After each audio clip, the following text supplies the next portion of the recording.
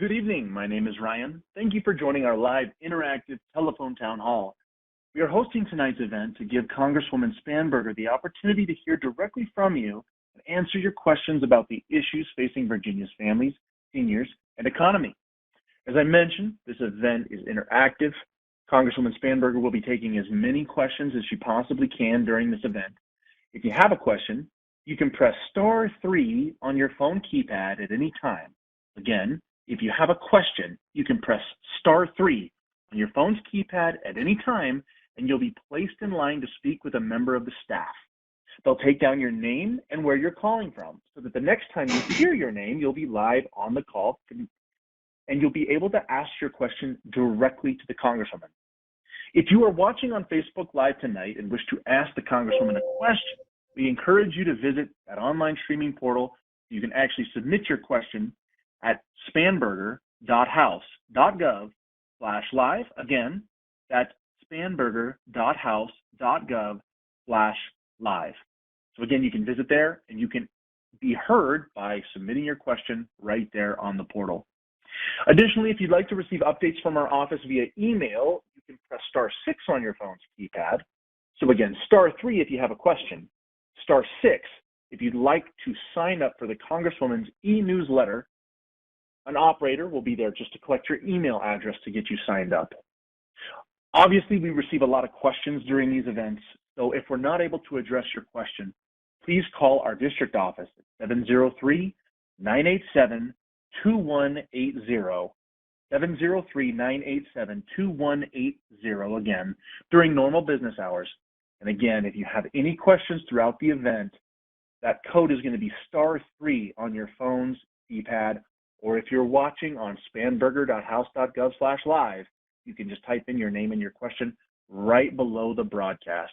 So let's welcome Congresswoman Abigail Spanberger. Good evening. Thank you so much for joining tonight. I'm Abigail Spanberger, and I'm proud to represent and serve Virginia's 7th District in Congress. And tonight I am focused on hearing from you. I want to hear your ideas, your concerns, and your questions about the issues that matter most to you. Your feedback is so helpful as it informs my work here on Capitol Hill on your behalf in Congress. This week, Virginians across the Commonwealth and Americans across the country are marking Police Week. And so I want to begin tonight's call by thanking every single law enforcement officer who may be on the line, or family members of law enforcement officers who might be listening in or joining us. Thank you for all that you do to keep Virginia's communities safe, and thank you to your families for their sacrifice and for their support. This week, I met with many Virginia police organizations who were on Capitol Hill, and as always, I have appreciated the opportunity to hear their priorities, particularly since I am a former federal law enforcement officer myself. Being able to hear their priorities and talk through their questions, priorities, and issues has been wonderful. In the House, I'm continuing to advocate for legislation that delivers results for Virginia's police departments, and I believe that we need to do more to support recruitment and retention in our local departments. These are issues that I consistently hear about across the board from local police chiefs and local sheriffs, and I'm continuing to lead several bipartisan efforts to give our law enforcement officers the tools they need to do their jobs effectively, especially and including in the fight against fentanyl. And so tonight I want to give a real shout out to local leaders and community members who I also saw this week in the town of Occoquan when I was there for an event related to community project funding. This year, I was proud that we secured more than $12 million for community requested projects across the 7th District. And this week, I was in Occoquan to celebrate more than $900,000 that will go towards making much needed improvements in the town's stormwater management system. This has been a tremendous need within the town, and I was proud to partner with them in securing this funding.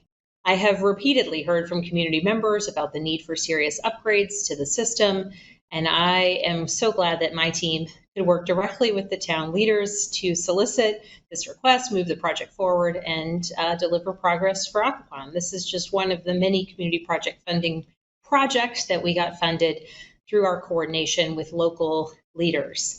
And before I begin tonight, I just want to remind everyone that my team is on the line and we are here to serve you. So if you or a loved one or a neighbor are having any issues with federal agencies, the VA, the IRS, Social Security, please be in touch with our office. We are here to help, and you can call us at 703-987-2180, or you can go online to spanberger.house.gov. Thank you so much, and with that, I look forward to your questions. Thank you, Congresswoman. All right, we're going to kick this right off and get into caller questions. The first person we are going to, we're actually going to take an online question. It's from, we have Beth. Beth asked this, so obviously it's online, so I'll ask it for her. Beth asks, today's Fredericksburg newspaper indicated that educational benefits for children of disabled veterans is at risk. My daughter is 100% combat disabled, a veteran, with 2 boys, 2 children, and relies on her VA benefits to fund their college. What can be done? What can be done to keep those benefits? So thank you for bringing up this question. For those who may not be familiar with what Beth is talking about, this is something that happened at the state level. And so from a federal perspective, while I work on VA benefits through federal legislation delivered through the VA, Virginia, with such a tremendous number of veterans who are from Virginia or choose to make Virginia our home, or their home, we have really strong benefits for veterans and their families in Virginia as well. And so what Beth is speaking about is a shift that was made relative to veteran benefits for the children of those killed in action, those missing in action, or those, I believe it's with 90% disability or more from combat-related disability, the benefits that are extended to their children for education. And so there's been a major shift at the state level in those benefits. And so I am tracking this very, very closely. It is my understanding that the governor has made steps forward in saying that he wants a review of benefits moving into the future. But to answer your question, Beth, certainly we're tracking this issue. This is a decision and a choice that was made at the state level budget. And so, the important thing is continued advocacy, making sure that people understand why this is such a major impact for families like yours. Certainly, as your representative in Congress, I'll be making sure to communicate that as well to my state counterparts. But this is something that if there were to be a shift in this policy, it would need to occur at the state level. And so I'm happy to follow up on this. In addition, I'm happy to provide any additional information that we have to anyone with additional questions on this topic. But we are tracking it closely, and I certainly understand that it will impact many, many people across Virginia's 7th District. Thank you, Congresswoman. Next, we're going to go to Phil. Before we bring Phil live, remember *3 gets you in line to ask a question. *3 on your phone's keypad. If you're watching the broadcast, you can type in your name and your question below the broadcast player. And then if you'd like to sign up for the Congresswoman's e-newsletter, you can just press *6 on your phone's keypad and link up with your email address. All right, *3 to get in line to ask your question. Phil, you're live. Hi, Congresswoman. Thanks for taking my question. So I saw that you voted for reauthorization of visa without reforms, and the bill was actually condemned by the ACLU in that it posed a threat to our civil liberties in terms of expanding warrantless surveillance on Americans.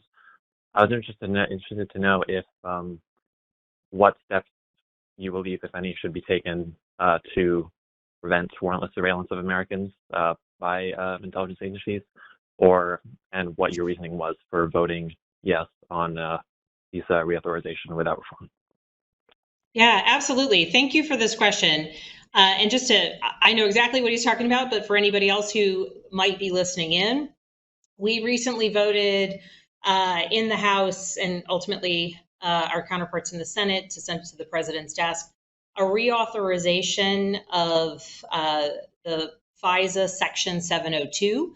And that's the foreign surveillance legislation, the act, the law, that allows for collection on foreign individuals, Section 702, foreign individuals who are engaged in terrorism or espionage, who go through a process by which the NSA is able to collect on their communications that occurs overseas.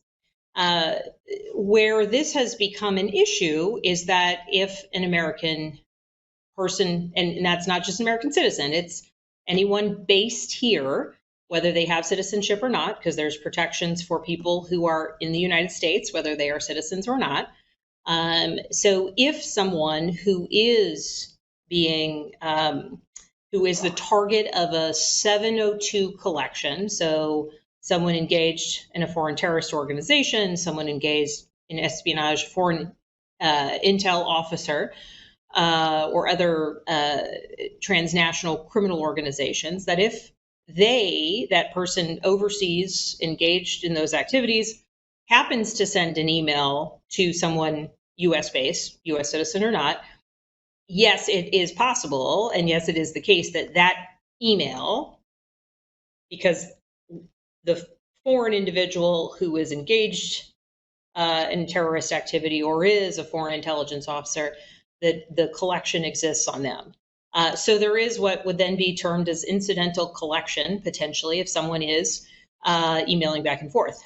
Also, there is always the reality that if a foreign entity is emailing about a person, me as a member of Congress, other people, prominent movie stars, or anybody whose name might be well known, or, as is often the case, someone whose name is not well known but might be talked about as a target, or entities, businesses, potential targets, any U.S. entity, right, if that name is in that collection. So where the issue of what some want to call a warrantless surveillance is if there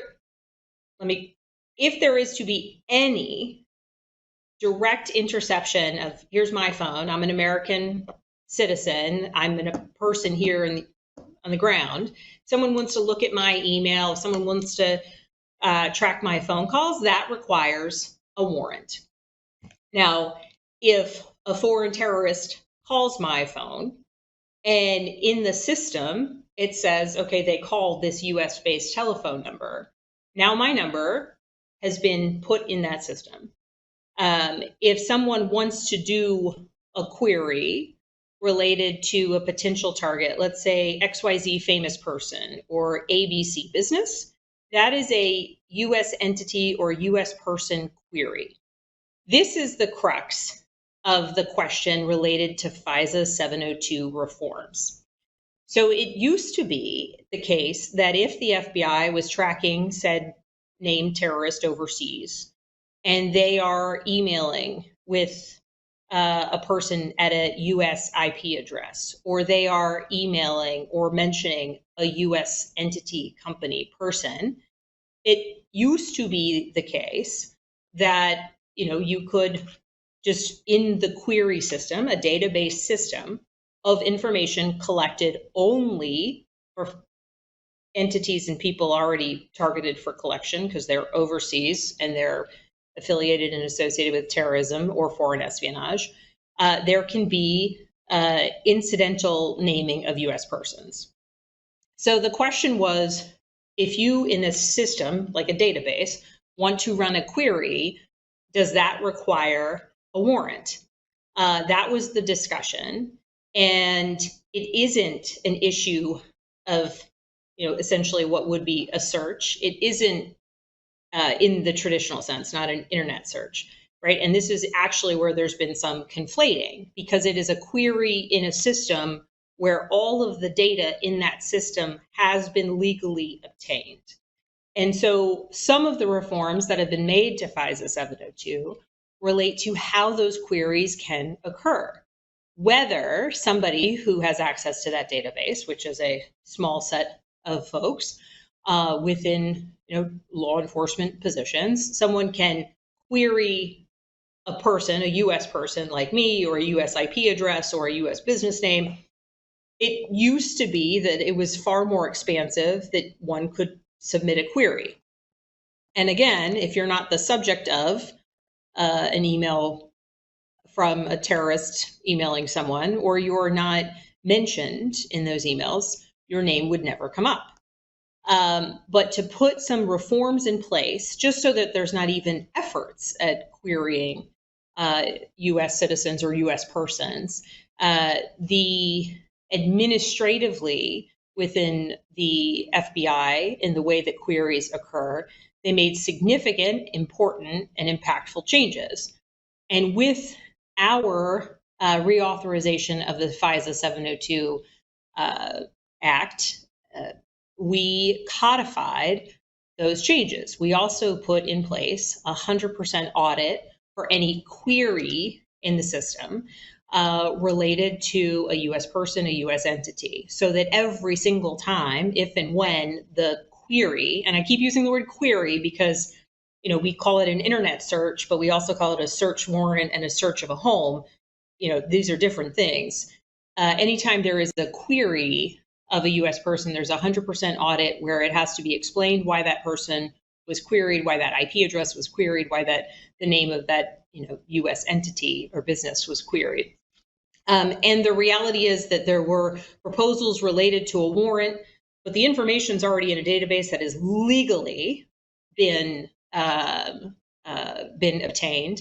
And if through the process of a query, there is reason to believe that law enforcement, maybe if the situation's terrorism related, wants to then further understand the communications between a U.S. person, again, doesn't have to be a U.S. citizen, just someone who's here in the United States. At that point in time, if they want to go beyond the information that's already in the 702 database, then they have to go get a search warrant in order to be able to get the expansive quantities of emails or phone calls or phone records from that person. So the only thing available in that 702 database is what has already been collected because of 702 authorities. And so there are real constitutional protections for any time that a person who is here is then someone that might be of law enforcement interest. And that goes through the traditional process where you would have to get a warrant in order to be able to get any of their phone records or their email records or the rest. So it is, frankly, in many cases, a true misunderstanding of how the 702 process works.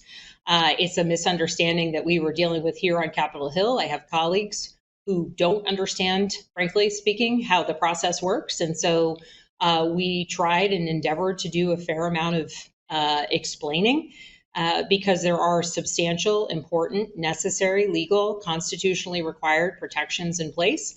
And those are abided completely. The 702 program, it doesn't have anything directly to do with a collection related to either U.S. citizens or people who otherwise have Fourth Amendment protections because they're here in the United States, regardless of citizenship or nationality, et cetera. And so I'm going to stop myself right there because I could talk about FISA 702 for quite a very long time. But I hope that some level of that explanation spoke to where those constitutional protections exist and why in some cases, why in every case the notion of like a warrantless search as it relates to FISA 702 is actually a misnomer. And I think, unfortunately, there are a lot of organizations as well as members of Congress who just fundamentally misunderstand how the program functions and confuse it and conflate it with, the fulsomeness of a comprehensive intelligence counterintelligence program. Happy to answer follow-up on that one, but I'll stop myself as I've gone down the FISA rabbit hole. All right. Next, we're going to go to Roger. Question about Louis DeJoy. Before we do, just a reminder, *3 gets you in line to ask a question, *3 on your phone's keypad, and then of course if you're watching the broadcast, just type in your name and question there. All right, Roger, you are live with your question. Go ahead. Thank you. I'd like to ask why Louis DeJoy continues to, what I'm looking for, further deteriorate the postal system. I'm trying to be nice here. I tried to mail an overnight letter recently from Goochland County to Matthews County, only to find out that the Goochland post office could no longer do overnight and required 4 days. I don't get mail from people that, creditors and others. They don't receive checks when I send them. And I just find it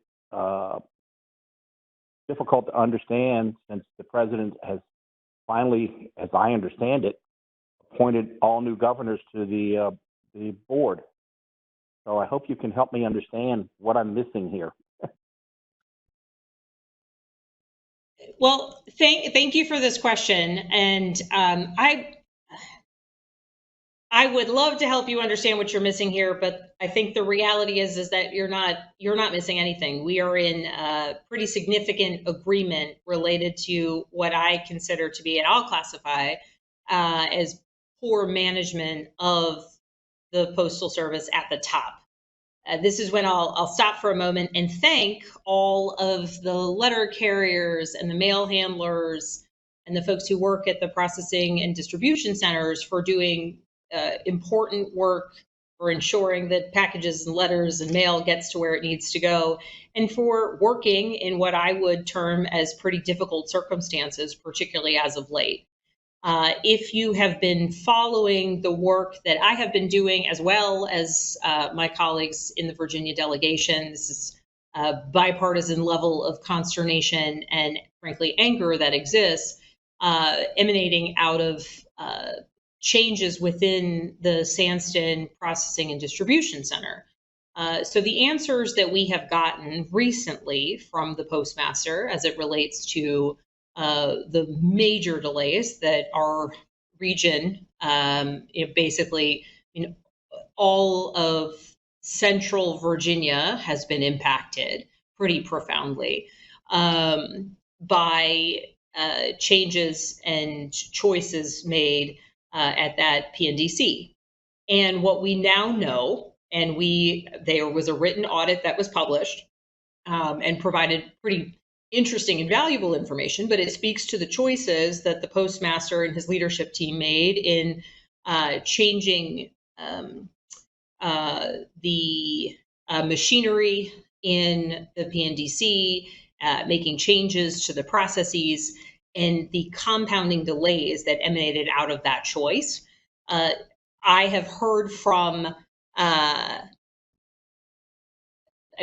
close to 2,000 constituents since we put out our last survey about ways that people have been impacted by delays within the Postal Service. And currently, I just communicated out to Postmaster DeJoy asking for formal responses from his team related to questions that I have relative to the audit that they just did. It's important to know why these delays have occurred, but now I want to know how they're going to handle them. And so I guess my message back to you is I agree with you as using my term that there's horrible choices in management at the highest levels that are impacting the service of this vital function. I am working to get answers. I am working to ensure that they are at least have a plan moving forward. And at this current place, we need, we have two vacancies right now on the board. And so it needs to be, full, the board needs to be full.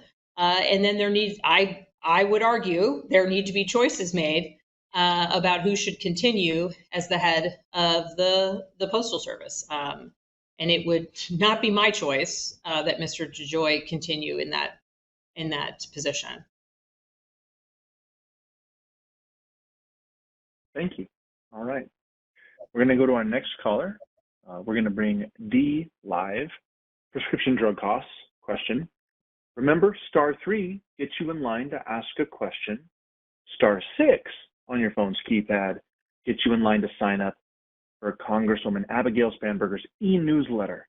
So *6 to get in line to speak with the Congresswoman. D, you're live. Thank you. Thank you, Representative Spanberger.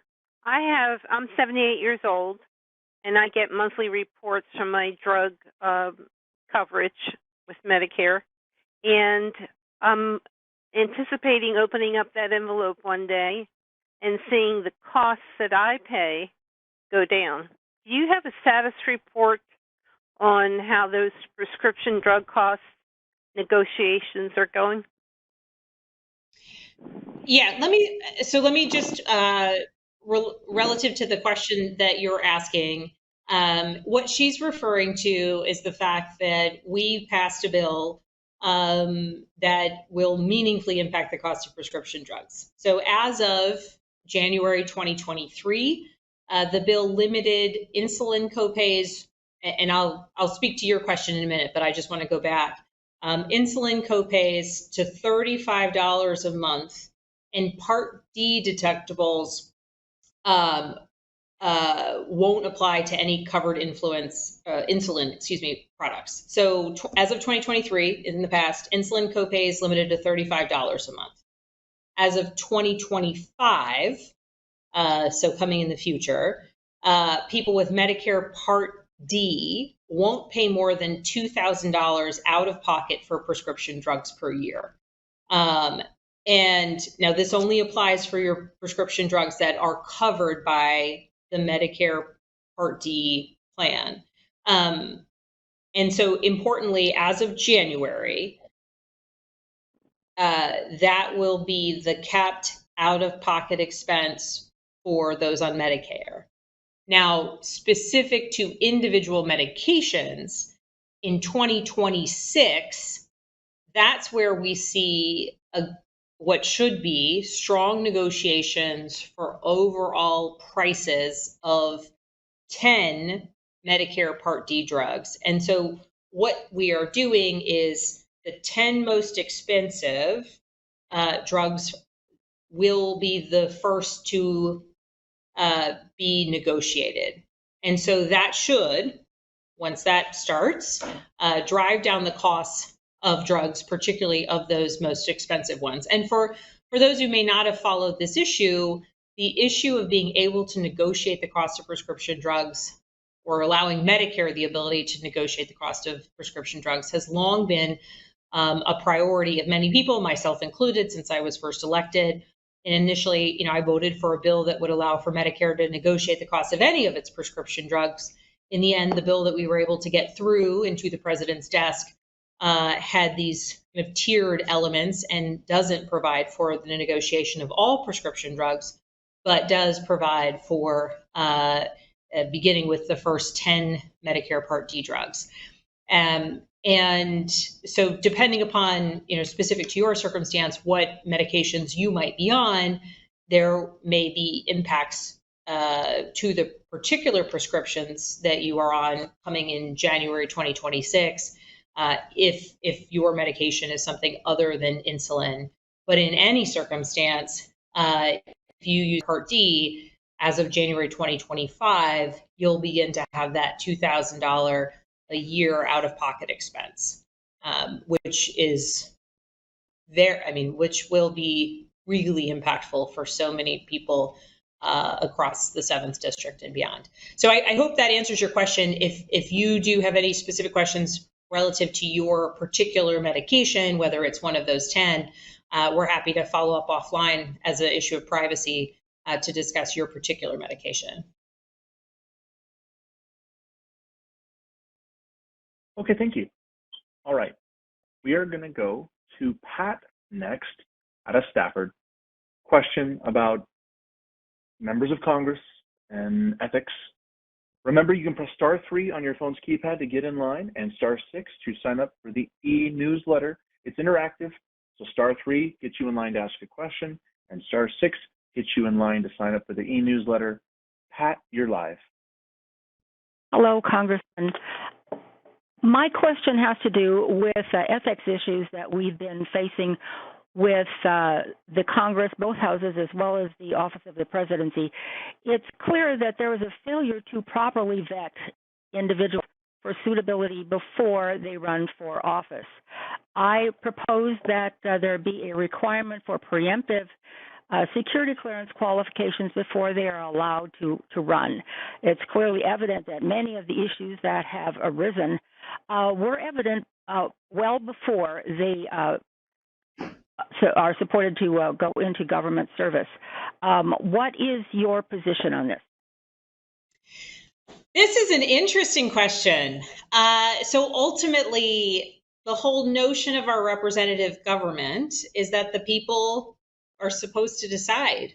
The people are supposed to judge whether we, and I say we as an elected person, are worthy of the trust that ultimately we have placed in us.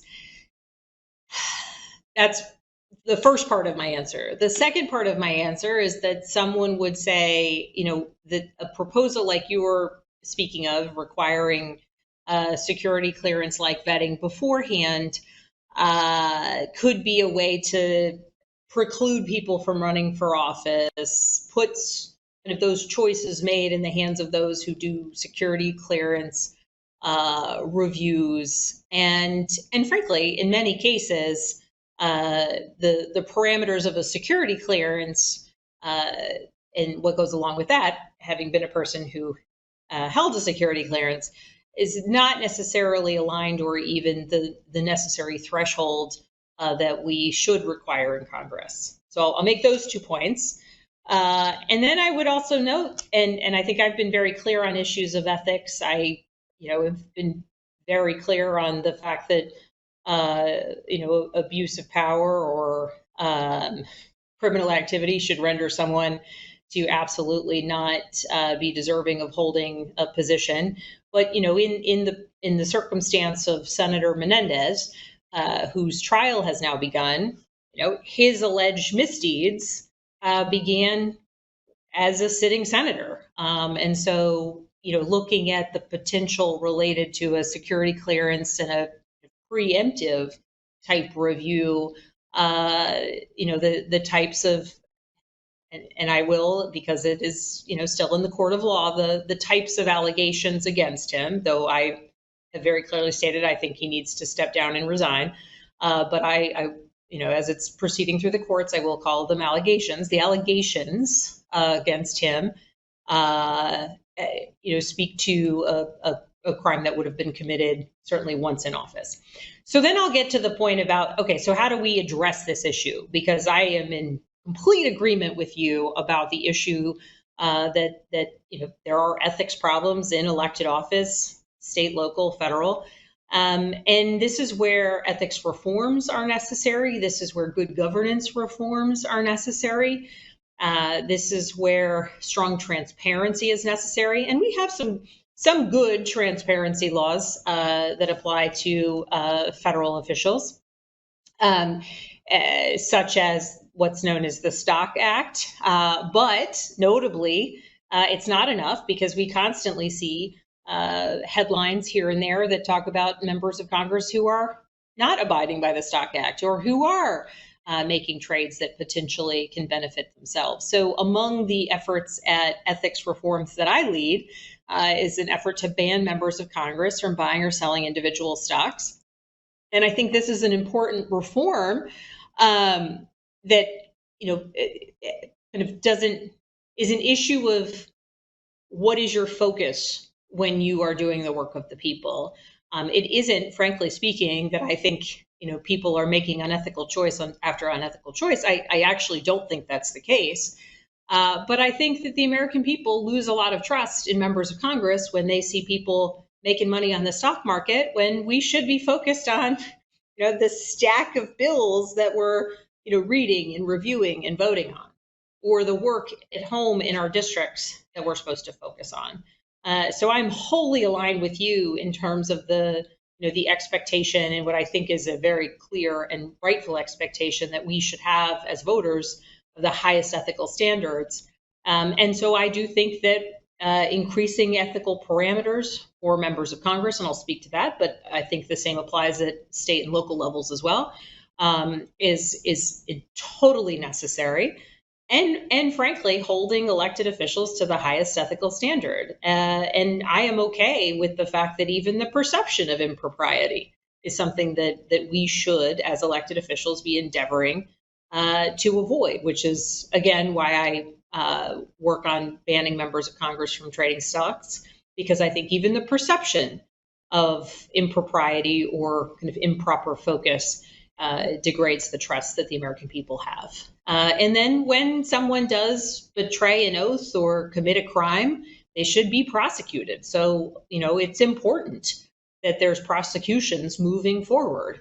And I would just note there's prosecutions moving forward against, currently off the top of my head, 2 Democrats and 1 Republican. And so this is a bipartisan priority that is one I stand by and I support. And I hope that gets at a little bit at your question. And I recognize the desire to be proactive in how we evaluate candidates, but ultimately, it's up to the voters to choose, and hopefully we will continue to see voters, looking at candidates and asking a lot of questions, and then making clear that we as voters expect strong ethical behavior. Thank you, Congresswoman. Next, we're going to go to Christopher. Question about a VA initiative. Remember, you can press *3 to get in line to ask your question. Christopher, you are live. Hello. Thank you for everything you've been doing, Representative Spanberger. I was curious because I know that you were one of the representatives that really made an issue with the VA executives getting bonuses instead of them going to veterans, and that was a big issue for you. I was wondering what you thought about the new VA hospital that's being built and about to open in Pennsylvania. That's where I'm from.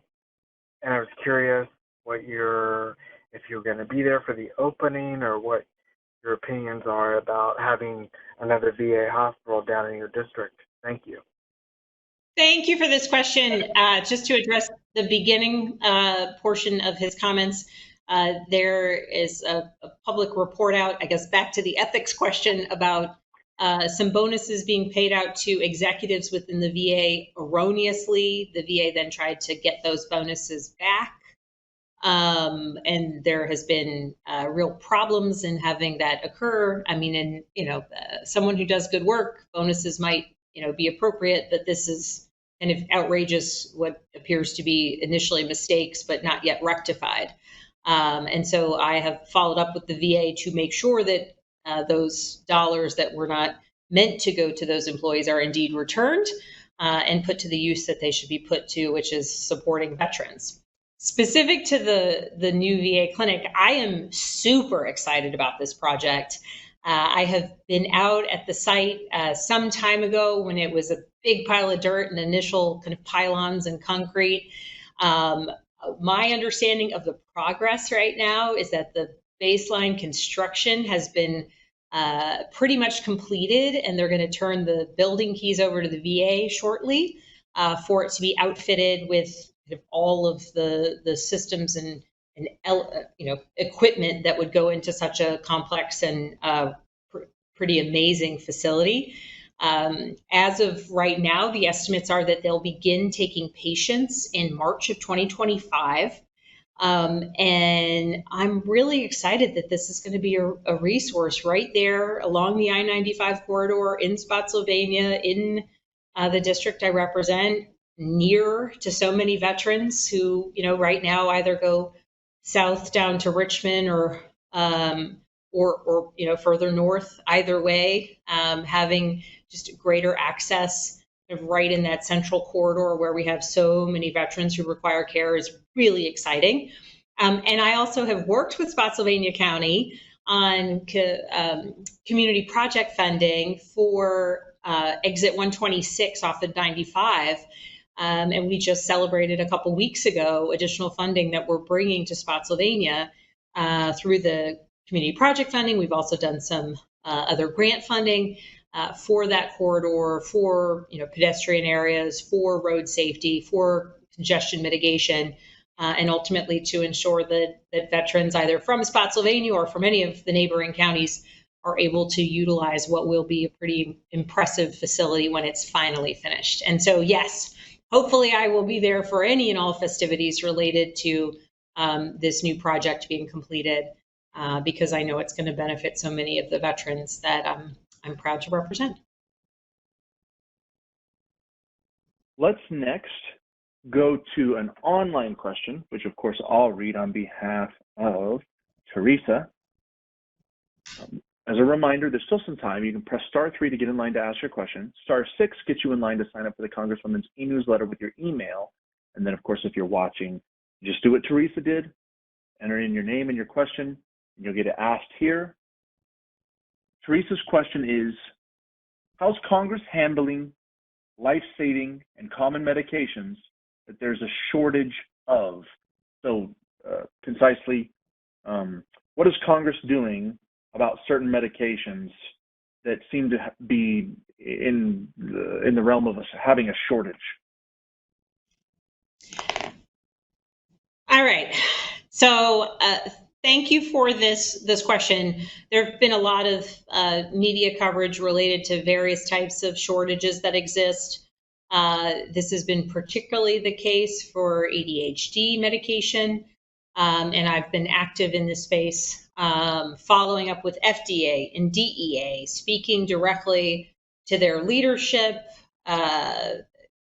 going back and forth to press them on the issues. What I know to be the case is they are clearly understanding not just the challenges that families face when there are current drug shortages that confront those who require prescription medication. We're continuing to press for answers and, more importantly, a plan to address shortages. But I also want to utilize, and this has been the case that I've made to FDA and DEA, and also to my colleagues, related to the dependence that we, the United States, have on foreign suppliers, most notably China and India, for active pharmaceutical ingredients.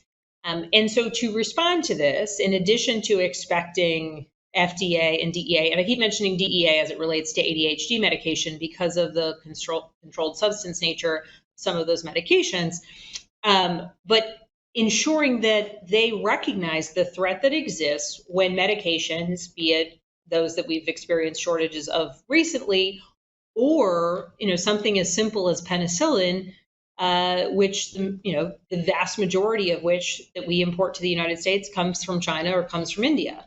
We've seen the impact of supply chain disruptions like we experienced in COVID. At that time, it was for nasopharyngeal swabs and masks. If it had been for penicillin, the impact, while it was dire, under the circumstances we experienced, would be a different type of dire. And so to combat this issue, I lead a bill called the PREPARE Act. This is bipartisan legislation to create an emergency supply of key active pharmaceutical ingredients. And so that's like the flour in the bread of a prescription, right? The active pharmaceutical ingredients are the necessary components to make a type of medication. And they're the key ingredients for generic medicines. And so to ensure that we keep an emergency supply of these active pharmaceutical ingredients, and in doing so, incentivize domestic manufacturing of both the ingredients, but also the end product prescription. And so this is a legislative effort I've been working on for a number of years. We've continued to garner bipartisan support for it. It is certainly one of the answers in how we address the issues of drug shortages, supply chain disruptions, or even the threat and the potential for a drug shortage into the future. Thank you. All right, we're going to go next to James of Woodbridge. Remember, *3 gets you in line to ask a question. James, you're live. Okay, Congressman Spanberger, Hello.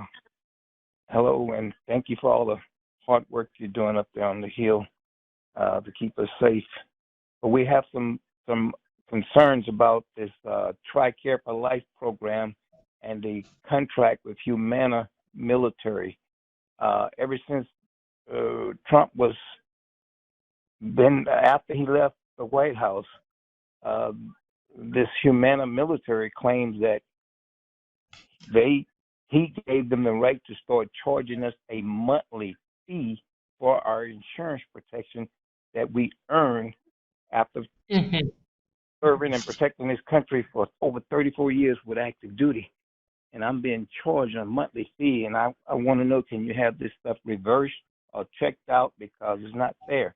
And we have to be charged by the pharmacy, charged by Humana Military, and then charged by the hospital that we also go to for my family insurance. So I agree with you completely. And let me just, for anyone who's listening who might not be familiar with this circumstance, under the ACA, my kids are covered under my insurance, and under the ACA, they can continue to be covered till they're 26, right? That's a provision that's now been in place for more than a decade. That's with private insurance. For those who use TriCare, this is an issue of fairness. For those who use TriCare, active duty and retired beneficiaries who have kids under 26, it is not the same. Their kids cannot stay on TriCare with the same benefits that they would otherwise receive if they used a private insurer. So the way that we have to rectify this is through legislation. And there is a bill, it's bipartisan. I am a co-sponsor. It's led by a Democrat from New York State and a Republican from Florida, both veterans. I am a co-sponsor. There are many people who have joined us in co-sponsoring this bill, and it's called the Healthcare Fairness for Military Families Act. And we need to move this bill forward to rectify what is a complete lack of fairness in the system that impacts, again, it's active duty and retired beneficiaries who utilize TriCare. And for a time, their kids are highly negatively impacted in a way that they wouldn't be if they had pursued a career other than military service, as you did, sir. So thank you for bringing this up, and I am working on this, pushing for it, but this is what we need to do to change it, is pass this law. Thank you, Congresswoman. A reminder, you can press *3 to get in line to ask your question, or *6 to sign up for the Congresswoman's e-newsletter. All right. Let me find the next caller here. All right, we're going to go back to online. It's going to be a question about the border. I'll read it. It's from Sage. What are you doing to protect our border? All right, that's a pretty straightforward one. Thank you. Thank you for this question. And I want to speak to just a variety of different priorities that I have pursued related to protecting our border. And I presume, based on the question, it's specific to the southern border and the challenges that we have been facing. And those challenges, just to name them clearly, is we have an outdated immigration system. We have an outdated immigration system that does not provide for the needs of our workforce, that does not quickly process people who apply for asylum or the potential to enter the United States legally. We have an outdated immigration system that does not utilize the top of the line technologies, that does not address the overall need in staffing. And that means, agents at the border. And so the system is not working. The system is broken. The question was, what am I doing about it? And I would say a couple things. One, I have worked on a variety of different legislative priorities, and this is, as a legislator currently, this is where my role comes in. There's a bipartisan bill worked on, created by a Republican from Florida, a Democrat from Texas, who got together with a larger group of us and worked out this bipartisan bill. It's called the Dignity Act. Major reforms related to immigration, also major reforms in how we contend with border security. That's one piece. A second piece of what has been done, and before I touch on that, certainly my approach on these issues is one based in a law enforcement background and an intelligence background. Before I ever came to Congress, I was a CIA officer. I tracked transnational criminal organizations, which, let's be clear, they financially benefit over their ability to both traffic people and traffic narcotics. Certainly the scourge of fentanyl entering our communities, harming families, taking lives, and creating challenge after challenge for first responders links directly back to their ability of these criminal organizations to be able to traffic fentanyl across our border. Detection needs to be strengthened, and I've led legislation and have passed legislation, border security legislation, under both former President Trump and President Biden, bipartisan bills related to using intelligence to track what's coming across the border, strengthening our interdiction. I also lead a bill that would help local law enforcement be able, through grant dollars, utilize technologies to detect on the spot fentanyl in unknown substances. So that's part of it. Before my time at CIA, I was a federal agent and I worked narcotics trafficking cases. So for me, the priority here is making good policy that addresses the real challenges of our communities. I also represent a district that relies on and in many cases celebrates the labor and the community of those who choose to come to the United States, who want to immigrate here, but need a system that works, need a system that processes visas on time, needs a system that ensures there are enough H-2A, H-2B, seasonal, H-1B visas available for those who wish to come to this country. So I mentioned the bill in the House that I have worked on, the Dignity Act. I'm grateful to the Veronica Escobar, Democrat from Texas, Maria Salazar, Republican from Florida, who have led the way on this bill. And then I would note that within the Senate, there was a deal for significant, meaningful impacts, reforms to our asylum system, additional staffing for our immigration courts, reforms for and increases in border security, and reforms to our immigration system. It was worked out by a Democrat, a Republican, and an independent. And then, unfortunately, the Speaker of the House said it would be dead on arrival within the House, and so it never even received a vote within the Senate. And so there's been a lot of stops and starts on good policy, but to get back to your question, I continue to put forth, more direct and specific bills that have been signed into law that aid the ability, particularly of law enforcement, to be able to do their jobs at the border. But we need a comprehensive approach because the problem is a comprehensive one in nature.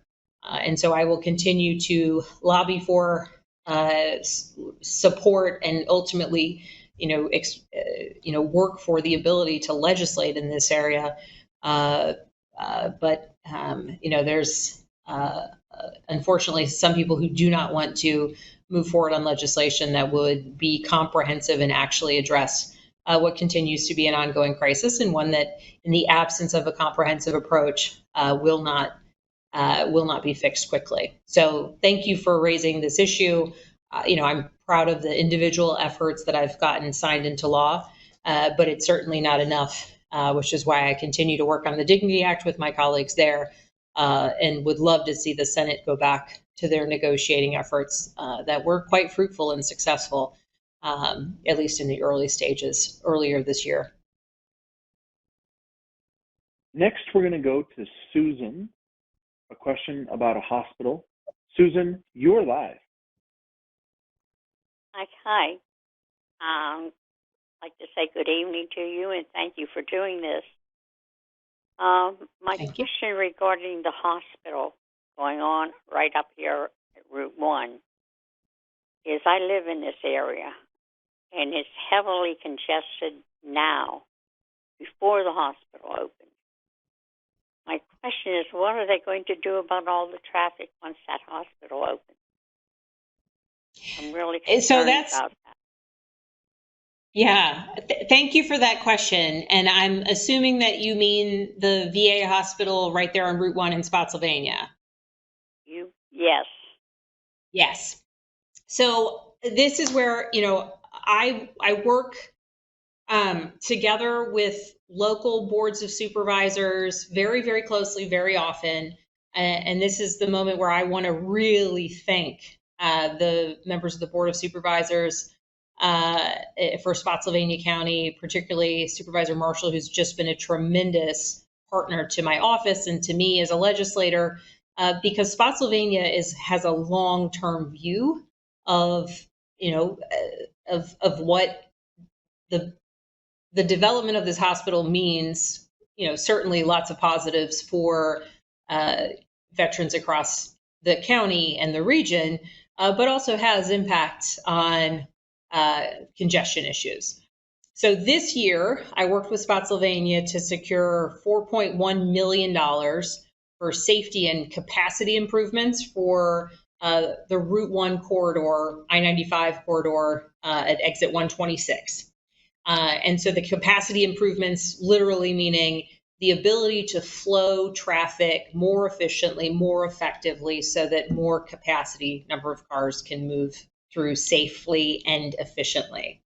That was this year. Then back in 2022, again, working with the county, we were able to secure a $3 million grant for improvements along Route 1, again, in that same stretch, I-95, Route 1, exit 126. And so that corridor, basically from 126 all the way to Route 208. And so this is because of funding that was made possible from the bipartisan infrastructure law. Now, there will continue to need to be work that needs to be done. Certainly this sort of long-range planning that the county has engaged us in, that they've been focused on, and these grant dollars that we are bringing to the region, I hope kind of speaks to. Now, this means, roads don't just pop up overnight, right? This construction continues to be ongoing. This work continues to be ongoing.